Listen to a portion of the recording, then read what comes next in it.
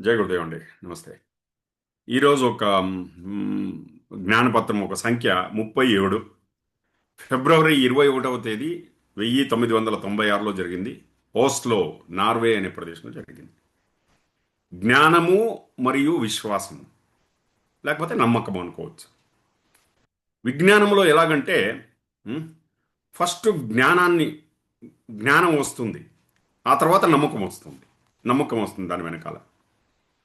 ఉదాహరణకి ఏం చెప్తారంటే ఉమ్, ఒకప్పుడు విజ్ఞానం ఏం చెప్తుందంటే రాసాయనిక కెమికల్స్ వేసి వ్యవసాయం చేయమని ఒకప్పుడు విజ్ఞానం చెప్పింది.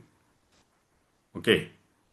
అలాగే సమయం సమయం గడుస్తూ గడుస్తూ రాసాయనికాలు వేసి కెమికల్స్ వేసి పండిస్తే అది ఆరోగ్యానికి అంత మంచిది కాదు అని తేలింది. ఇప్పుడు విజ్ఞానం దేన్ని ఎక్కువగా విలువనిస్తుందంటే ఓకే, సహజమైన కృషి, ప్రకృతి ప్రకృతి యొక్క సహాయంతో చేసేటువంటి కృషి. ఆ? సో ఎప్పుడు జ్ఞానం మారిందో అప్పుడు దాని మీద ఉన్న నమ్మకం కూడా మారింది. అయితే అధ్యాత్మంలో ఫస్ట్ నమ్మకము విశ్వాసం కుదురుతుంది. ఆ తర్వాత జ్ఞానం దాని వెనకాల వస్తుంది. ఉదాహరణకి ఆ? ఎప్పుడు మనము ప్రాణాయామము, ఈ సుదర్శన క్రియ, దీన్నన్నీ నిజాయితీగా మనము ప్రాక్టీస్ చేసుకుంటూ పోతాము ప్రామాణికంగా, అప్పుడు ఆ ప్రాణశక్తి గురించి తెలుసుకుంటాము. ఆ? నిరంతరంగా ధ్యానం చేసుకుంటూ ఉంటే అప్పుడు మన లోపల ఉన్న చైతన్యం పట్ల మనకు ఒక జ్ఞానం వస్తుంది.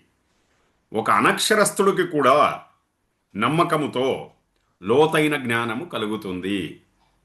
ఆధ్యాత్మికతలో ఎలాగంటే ఫస్ట్ నమ్మకము, ఆ తర్వాత జ్ఞానం వస్తుందన్నమాట. ఉం? విజ్ఞానము ఆ, ఆ, ఒక మనిషిని కూడా వస్తువుగా చూస్తుంది. జీవమున్న ఒక జంతువును కూడా వస్తువుగా చూస్తుంది. చెట్లను కూడా సమస్త సస్యరాశిని కూడా వస్తువులుగా చూస్తుంది. అలాగే అధ్యాత్మం ఎలాగంటే వస్తువులో కూడా జీవాన్ని చూస్తుంది, వస్తువులో కూడా చైతన్యాన్ని చూస్తుంది. ఓకే. నమస్తే అండి. Thank you. జై గురుదేవ్.